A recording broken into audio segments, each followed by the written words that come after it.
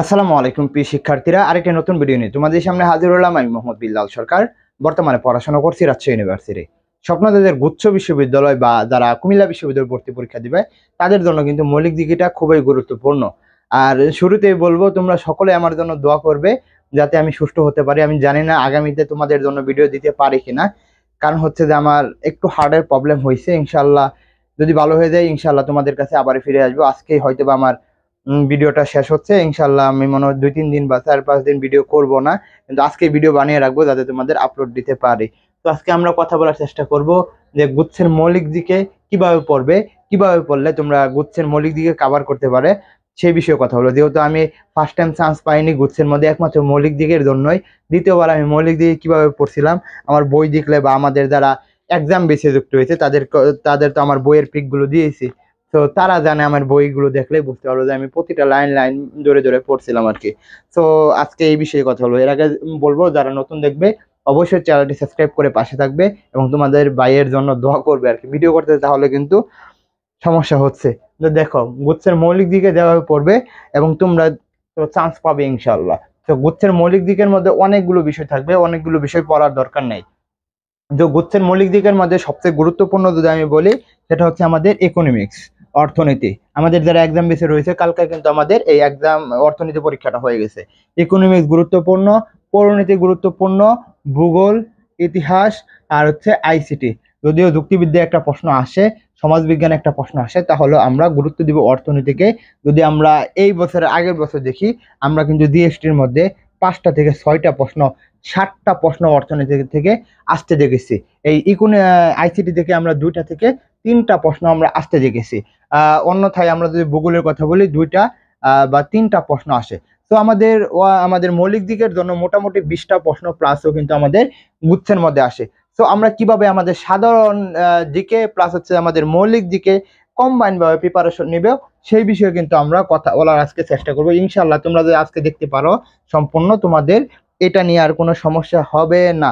তো দেখো, তোমাদের যদি একটা কথা বলি, যে মনে করো তুমি পরিণতি পড়বে। আচ্ছা, আমি একটু পরিণতিটা বার করে, আমি কোনো বইকেই রিপ্রেজেন্ট করতেছি না, জাস্ট আমি এই বই পড়ার কারণে আমি এই বই থেকে আমি কথা বলছি। যেহেতু আমি এই বই পড়েছি, তো আমি জানি যে কিভাবে পড়তে হবে, মানে আমি মোটামুটি বুঝতে পারছি আর কি। তো এখানে আমাদের একটা প্রশ্ন দিয়েছে কি, বাংলাদেশের আইনজীবী হওয়ার ন্যূনতম বয়স কত? কি, বাংলাদেশের আইনজীবী হওয়ার ন্যূনতম বয়স কত? এটা কোথা থেকে আসছে? এটা আসছে হচ্ছে পৌরনীতি। কি, পৌরনীতি।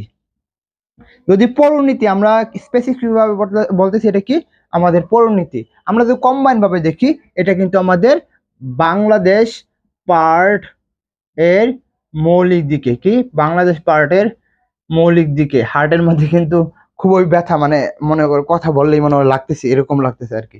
তো কি হয়েছে, আমাদের যেটা বললাম যে এটা হচ্ছে আমাদের বললো যে বাংলাদেশে আইনজীবী হওয়ার ন্যূনতম বয়স কত, আমাদের বললো 21 বছর। তো 21 বছর যে বললো, এটা কিন্তু আমাদের পরিণতির মধ্যে রয়েছে, আমাদের বাংলাদেশ পার্টের মধ্যেও রয়েছে। মনে করো বাংলাদেশের কি রাজনৈতিক স্বাধীনতার সঠিক উদাহরণ হচ্ছে কি ভোটদান। কি, ভোটদান। তো এই ভোটদানও যেরকম আমাদের কি বলা হয়, যে আমাদের পরিণতির মধ্যে রয়েছে, আমাদের বাংলাদেশ পার্টের মধ্যেও রয়েছে। তেমনই ভাবে বাংলাদেশের ভৌগোলিক অবস্থান, সেটা আমরা কি বলতে পারি, আমরা বলতে পারি কি, সেটা আমরা বলতে পারি ভূগোলের মধ্যে রয়েছে।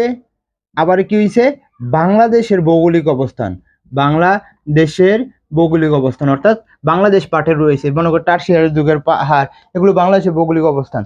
সো আমাদের যেটা করতে হবে মৌলিক দিকের জন্য, আমরা আগেই স্পেসিফিক ভাবে করে ফেলবো যে আমাদের পড়তে হবে অর্থনীতি, আমাদের পড়তে হবে ভূগোল, আমাদের পড়তে হবে আইসিটি, আমাদের পড়তে হবে ইতিহাস।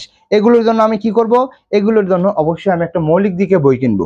এগুলোর জন্য কি করব, মৌলিক দিকে বই কিনবো। আর মনে রাখিও, অর্থনীতি থেকে শুরু করে এগুলো কিন্তু তেমন আহামরি কঠিন হবে না, যদি তুমি মৌলিক দিকে থেকে বই ধরে তুমি মানে হট টপিক বা ওইখানে যে সংক্ষিপ্ত হবে গুরুত্বপূর্ণ বিষয়গুলো তুলে ধরছে সেগুলো, মনে করো অর্থনীতির যে গণিতগুলো, এগুলো কিন্তু তোমাদের এই জিএসটির মধ্যে আসবে না। তোমাদের কি বলবে, অর্থনৈতিক জনক কারা, আধুনিক অর্থনৈতিক জনককে, অর্থনীতিক জনককে অ্যাডাম স্মিথ, এগুলো তোমাদের প্রশ্ন দিবে। বা বলবে যে মুদ্রাস্ফীতি বলতে কি বোঝো। বা তোমাদের বলতে পারবে কি মুদ্রাস্ফীতি বলতে কি বুঝো, বা তোমাদের দাম সম্পর্কে প্রশ্ন করতে পারে, বা তোমাদের কি সম্পর্কে প্রশ্ন করতে পারে, তোমাদের প্রশ্ন করতে পারে হচ্ছে যে মোট জাতীয় আয় কি, গ্রোস ডোমেস্টিক প্রোডাক্ট কি, এগুলো বলবে। নিট জাতীয় আয় কি, নিট কি, পরে হচ্ছে গ্রিফেন দ্রব্য কি, এগুলো প্রশ্ন আসবে। সো এগুলোর জন্য তুমি যদি মৌলিক দিকে বইটা পড়তে পারো মোটামুটি তোমার হয়ে যাবে। সো একটা কভার করার জন্য একটা সংক্ষিপ্তভাবে, যেহেতু সময় কম রয়েছে সেজন্য তোমরা মৌলিক দিকে পড়বা। তেমনই ভাবে তোমরা অর্থনীতি যদি যাও, পরিণীতি যদি যাও, পরিণীতি মোটামুটি বাংলাদেশ পার্ট, বাংলাদেশ পার্ট পড়লেই হয়ে যায়। সো এটা বাংলাদেশ পার্টটা যদি পড়তে পারো, প্লাস হচ্ছে যে ওই মৌলিক দিকে যদি বই থেকে পড়তে পারো তাহলে হবে। ভূগোলের বাংলা তোমাদের যে জিকে বইয়ের যে ভৌগোলিক অবস্থান রয়েছে ওটা যদি পড়তে পারো হয়ে যাবে। ইতিহাস তো তোমরা সবসময় পড়ো, ইতিহাস কে পড়ে নাই? 1947 থেকে 71 পর্যন্ত পড়বা, তোমাদের কিন্তু এগুলো কাভার হয়ে যাবে। বা অন্যান্য যে ইতিহাসগুলো রয়েছে এগুলো পড়লে কিন্তু তোমাদের কাভার হয়ে যাবে। সো আইসিটি, তোমরা যেটা করবা এমসিকিউ, তোমাদের যদি এইচএসসির বইয়ের কথা বলি, এইচএসসি বইয়ের লাস্টে দেখবে তোমার যে এমসিকিউ রয়েছে, কি এমসিকিউ রয়েছে, ওইগুলো যদি তুমি ভালো করে পড়ে আসতে পারো তাহলে হবে। তোমাকে বলতে পারে যে HTML পূর্ণরূপ কি, তোমাকে বলতে পারে কি বায়োমেট্রিক্স কি, তোমাকে এরকম ভাবে প্রশ্ন করবে। তোমাকে বলবে না যে গণিত করে দেখাও, যে কি তোমাদের এরকম বলবে না যে নন গেট থেকে ন্যান গেট করে দেখাও, এরকম প্রশ্ন আসবে না ইনশাআল্লাহ। তো এভাবে যদি পড়তে পারো ইনশাআল্লাহ তোমাদের কিন্তু হয়ে যাবে। প্লাস হচ্ছে তোমাদের যেটা মনে বই না রেখে জাস্ট বইটা খুলে, মৌলিক দিকে বইটা খুলে কম্বিনেশন ভাবে পড়ো।